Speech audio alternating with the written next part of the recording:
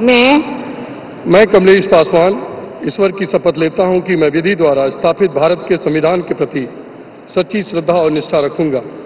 मैं भारत की प्रभुता और अखंडता अक्षुण्ण रखूंगा। मैं संघ के राज्य मंत्री के रूप में अपने कर्तव्यों का श्रद्धापूर्वक और शुद्ध अंतःकरण से निर्वहन करूंगा तथा मैं भय तथा पक्षपात, अनुराग या देश के बिना सभी प्रकार के लोगों के प्रति संविधान और विधि के अनुसार न्याय करूंगा। मैं कमलेश पासवान ईश्वर की शपथ लेता हूं कि जो विषय संघ के राज्य मंत्री के रूप में मेरे विचार के लिए लाया जाएगा अथवा मुझे ज्ञात होगा, उसे किसी व्यक्ति या व्यक्तियों को तब के सिवाय जबकि ऐसे राज्य मंत्री के रूप में अपने कर्तव्यों के सम्यक निर्वहन के लिए ऐसा करना अपेक्षित हो, मैं प्रत्यक्ष अथवा अप्रत्यक्ष रूप से संचित या प्रकट नहीं करूंगा। कमलेश पासवान बांसगांव उत्तर प्रदेश से जीत कर आए हैं। लगातार चौथी बार जीत हासिल की है, लेकिन मंत्रिमंडल में पहली बार शामिल किया गया है इन्हें। मंत्रिपरिषद में पहली बार इन्हें जगह दी गई है और महत्वपूर्ण हो जाता है क्योंकि ये भी दलित समुदाय से आते हैं और वही पूर्वांचल वाला इलाका। देबांग जी हाँ, मेरे ख्याल से ये पहली बार होगा कि दो पासवान हम मंत्री देख रहे हैं, एक बिहार से और एक उत्तर प्रदेश से। चौधरी लीजिए, अब राजस्थान को रिप्रेजेंटेशन देने के लिए मंत्रिपरिषद में एक बार फिर भागीरथ चौधरी अजमेर से चुनाव जीत कर आए हैं। पिछली सरकार में भी मंत्री थे। मैं भागीरथ चौधरी ईश्वर की शपथ लेता हूं कि मैं विधि द्वारा स्थापित भारत के संविधान के प्रति सच्ची श्रद्धा और निष्ठा रखूंगा। मैं भारत की प्रभुता और अखंडता अक्षुण्ण रखूंगा। मैं संघ के राज्य मंत्री के रूप में अपने कर्तव्यों का श्रद्धापूर्वक और शुद्ध अंतःकरण से निर्वहन करूंगा तथा मैं भय या पक्षपात, अनुराग या द्वेष के बिना सभी प्रकार के लोगों के प्रति संविधान और विधि के अनुसार न्याय करूंगा। मैं भागीरथ चौधरी ईश्वर की शपथ लेता हूं कि जो विषय संघ के राज्य मंत्री के रूप में मेरे विचार के लिए लाया जाएगा अथवा मुझे ज्ञात होगा, उसे किसी व्यक्ति या व्यक्तियों को तब के सिवाय जबकि ऐसे राज्य मंत्री के रूप में अपने कर्तव्यों के सम्यक निर्वहन के लिए ऐसा करना अपेक्षित हो, मैं प्रत्यक्ष अथवा अप्रत्यक्ष रूप से संसूचित या प्रकट नहीं करूंगा। राजस्थान में जाट समुदाय से आते हैं और मंत्री इस बार उन्हें बनाया गया है। लगातार दूसरी बार जीत कर आए हैं। देबांग जी हाँ, लगातार दूसरी बार जीते, लेकिन जो राजस्थान में एमएलए के चुनाव हुए थे, असेंबली के चुनाव हुए थे, उसमें किशनगढ़ से अपना चुनाव हार गए थे। उसके बावजूद ये कयास लग रहे थे इनको टिकट मिलेगा कि नहीं मिलेगा, फिर इनको टिकट दिया गया और इस बार करीब 3 लाख से ज़्यादा वोटों से जीते हैं। तो उस हिसाब से अगर देखें तो इनकी ये बड़ी कामयाबी है राजस्थान जैसे राज्य में। बिल्कुल उम्रदराज नेताओं में शुमार किए जाते हैं। राजस्थान बीजेपी ने इनका टिकट नहीं काटा, इनको फिर से दोहराया। चंद्र दुबे और लीजिए, अब सतीश चंद्र दुबे, उन्हें इस बार मंत्रिपरिषद में जगह दी जा रही है बिहार के कोटे से। मैं सतीश चंद्र दुबे ईश्वर का शपथ लेता हूं कि मैं विधि द्वारा स्थापित भारत के संविधान के प्रति सच्ची श्रद्धा और निष्ठा रखूंगा।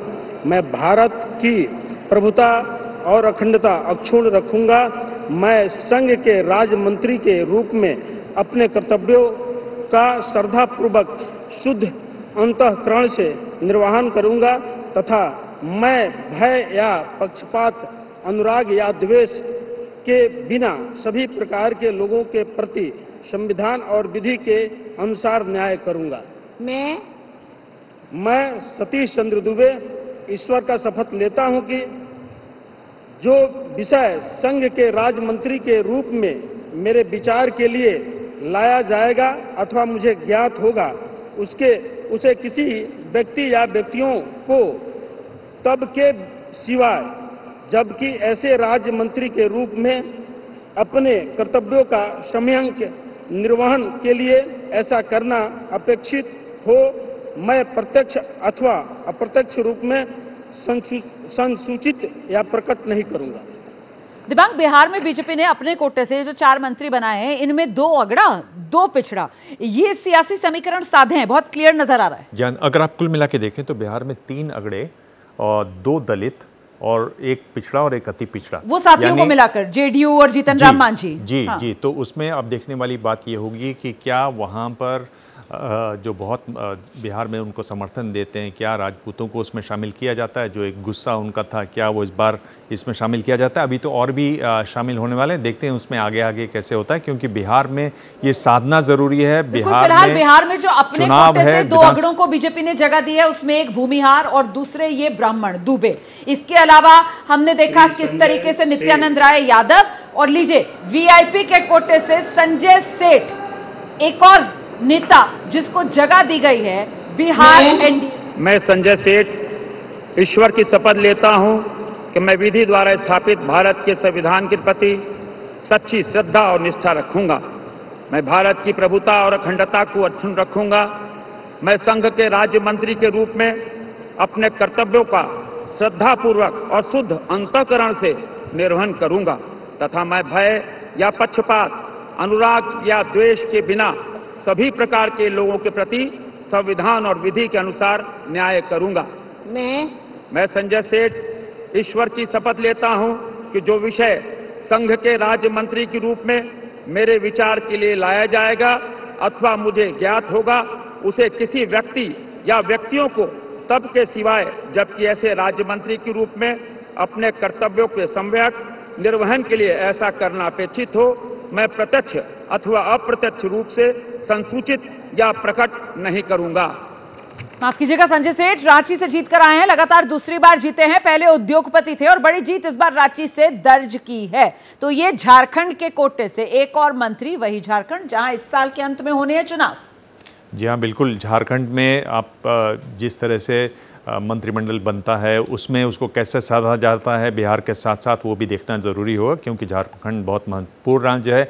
यही देखना होगा महाराष्ट्र में भी, वहाँ कैसा साधा जाता है। लेकिन महाराष्ट्र में अभी तक जो हमने देखा, शिवसेना और एनसीपी तो गायब ही है, शिवसेना के भी कैबिनेट में नहीं दिखाई दिए, तो वो एक देखने वाली बात होगी कि उसको आगे और कैसे देखते हैं अभी और कितने लोग शामिल हैं। हरियाणा में उस मामले में बीजेपी के लिए आसानी रही और अब जो नाम है वो बेहद महत्वपूर्ण हो जाता है, क्योंकि ये नाम रवनीत सिंह बिट्टू का है। I, Ravneet Singh Bittu, do swear in the name of God that I will bear true faith and allegiance to the Constitution of India as by law established, that I will uphold the sovereignty and integrity of India, that I will faithfully and discharge my duties as a minister conscientiously discharge my duties as a minister of state for the union, and that I will do right to all manner of people in accordance with the Constitution and the law without fear or favor, affection or ill will. I, Ravneet Singh, do swear in the name of God that I will not directly or indirectly communicate or reveal to any person or persons any matter which shall be brought under my consideration or shall become known to me as a Minister of State for the Union, except as may be required for the due discharge of my duties as such Minister of State.